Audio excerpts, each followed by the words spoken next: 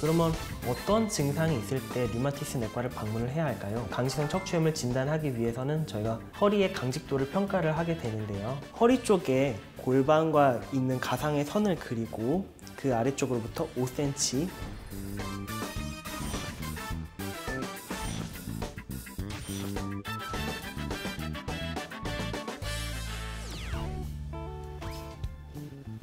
안녕하세요. 평촌 서울나우병원의 류마티스 내과 강서훈입니다. 오늘은 류마티스 질환 중에서 대표적인 류마티스 관절염과 강직성 척추염에 대해서 설명을 드리고자 합니다.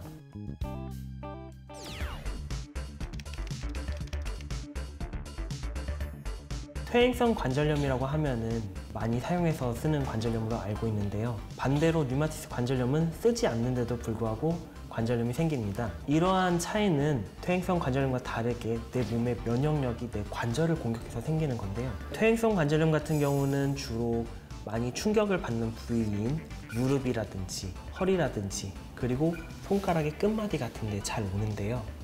류마티스 관절염은 이러한 끝마디보다는 오히려 이러한 손등마디 이런 쪽을 침범을 많이 합니다. 또 마찬가지로 발에서도 발등 쪽 관절을 많이 침범을 합니다. 이러한 부위 차이 외에도 시간대별로 차이를 보이는데요. 퇴행성 관절염은 주로 쓰고 난 직후에 아프고 자고 일어나면 5분, 10분 정도 손가락을 움직이거나 아니면 몸을 움직이다 보면 좋아지는데 반면에 류마티스 관절염은 주로 오후에는 많이 편한데 자고 일어난 아침에 증상이 제일 심하고 그 증상이 때로는 오후까지도 지속되게 됩니다. 쉽게 생각해보면 문이 하나 있는데 문이 오래돼서 덜컹덜컹 거리고 있어요. 이럴 때는 문을 수리하는 사람이 와서 고치면은 문이 상대적으로 부드러워지겠죠. 이게 퇴행성 관절염이에요. 오래된 문을 잘 때 고치기 때문에 자고 일어나서 처음엔 조금 불편하긴 하지만 금세 좋아집니다. 하지만 류마티스 관절염은 반대로 문을 수리하는 수리공이 손이 서툰 거예요. 그래서 낮에는 멀쩡하게 움직이던 문인데 밤에 와서 수리공이 고친다고 하는데 오히려 더 고장을 내는 거죠. 그래서 자고 일어나면은 더 불편하고 아픈 증상이 생기게 됩니다. 그래서 이러한 증상이 생기시면 여러분 빨리 가까운 류마티스 내과로 오셔야 됩니다. 그 이유는 류마티스 질환이 생각보다 빠르게 진행하고 관절 파괴가 이루어지기 때문인데요. 또한 류마티스 관절염은 전신 염증 질환이기 때문에 관절뿐만 아니라 다른 장기도 침범을 할 수가 있습니다. 대표적인 예로 심장을 침범해서 심혈관 질환, 심근경색이라고도 하죠. 이런 증상이 생길 수도 있고요. 폐를 침범해서 간질성 폐질환이 올 수도 있습니다. 그래서 될 수 있으면 이런 증상이 생기자마자 빨리 류마티스 내과를 방문하셔서 검사를 받아보실 것을 추천합니다. 만약에 류마티스 내과를 방문해서 진단을 받게 된다면 여러분은 어떤 치료를 받게 될까요? 류마티스 질환의 치료는 대부분 약물 치료로 이루어집니다. 흔히 알고 있는 진통소염제, 스테로이드, 그리고 드마드라고 불리는 항류마티스 약물들이 있습니다. 그런데도 불구하고 이미 진행해서 관절 손상이 생긴 경우에는 어쩔 수 없이 재활치료라든지 수술적 치료를 같이 병행을 하게 됩니다. 작은 관절을 침범하는 류마티스 관절염에 비해서 주로 척추와 같은 큰 관절을 침범하는 관절염이 있습니다. 그게 바로 강직성 척추염인데요.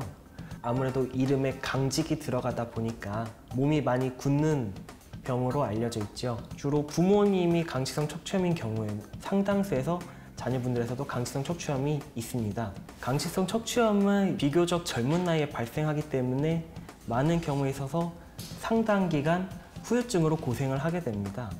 이러한 강직성 척추염을 조기에 발견하지 못하게 되면 이미 척추가 다 달라붙어서 오게 되는 경우도 종종 있게 됩니다. 요즘 젊은 학생들도 오랜 시간 책상에 앉아있기 때문에 다들 디스크를 많이 앓고 있는데요. 이러한 디스크 증상과 강직성 척추염 증상이 매우 비슷하기 때문에 진단이 늦어지는 경우가 많습니다. 특히 디스크와 강직성 척추염을 같이 갖고 있는 청소년들도 있어서 이러한 증상이 있을 때는 반드시 류마티스 내과의 진료도 고민을 해볼 필요가 있습니다. 그러면 어떤 증상이 있을 때 류마티스 내과를 방문을 해야 할까요? 류마티스 관절염과 마찬가지로 강직성 척추염도 쉴 때 악화되고 쓰면은 호전되는 양상을 보입니다. 그렇기 때문에 자고 일어나서 유달리 디스크 증상이 심해진 것 같다. 디스크가 아닐 가능성이 있는 겁니다. 강치성 척추염이 의심되는 경우는 주로 3가지 검사를 진행을 하게 됩니다. 하나는 혈액 검사, 염증을 보는 검사고요. 염증 검사를 토대로 이 사람이 정상보다 전신 염증이 증가했는지 확인을 하게 되고요. 두 번째로는 유전자 검사가 있습니다. 많은 수에서는 강치성 척추염 유전자를 갖고 계시기 때문에 이런 유전자가 진단에 도움이 됩니다. 마지막으로 영상 검사인데요. 저희가 단순 X선 촬영이나 혹은 X선 촬영에서 변화가 보이지 않는 경우 MRI를 통해서 통증이 있는 부분에 염증이 있는지 여부를 확인을 함으로 정확한 진단을 내릴 수가 있습니다. 마찬가지로 강치성 척추염을 진단하기 위해서는 저희가 허리의 강직도를 평가를 하게 되는데요.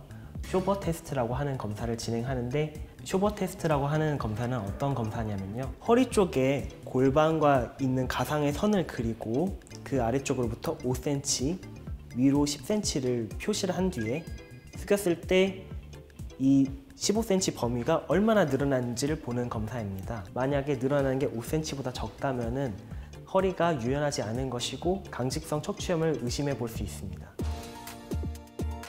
이렇게 진단된 다음에는 저희가 강치성 척추염의 치료에 들어가게 되는데요. 다행스럽게도 강치성 척추염의 치료 약물은 우리가 흔히 먹는 진통소염제가 치료의 근간이 됩니다. 강치성 척추염은 이러한 진통소염제의 반응이 좋은 걸로 알려져 있고요. 그리고 류마티스 관절염과 다르게 주로 젊은 나이에 발병해서 나이가 많이 들기 전에 저절로 사그라드는 것으로 알려져 있습니다. 20년에서 30년 정도만 약물 치료를 하시면은 그 뒤로는 약 복용이 없이 안정적인 상태로 접어들게 되는 걸로 알려져 있습니다. 물론 이러한 치료에 반응을 보이지 않는 경우도 있는데요. 그런 경우에는 저희가 생물학적 제재라고 하는 약물을 사용하게 되고요. 만약 너무 진단이 늦어져서 관절에 변형이 오고 척추가 다 달라붙어 버린 경우에는 어쩔 수 없이 수술적인 치료도 고려를 해야 됩니다. 이번 시간에는 류마티스 관절염과 강치성 척추염에 대해서 알아보았습니다. 지금까지 시청해 주셔서 감사합니다. 평촌 서울나우병원의 강소은이었습니다.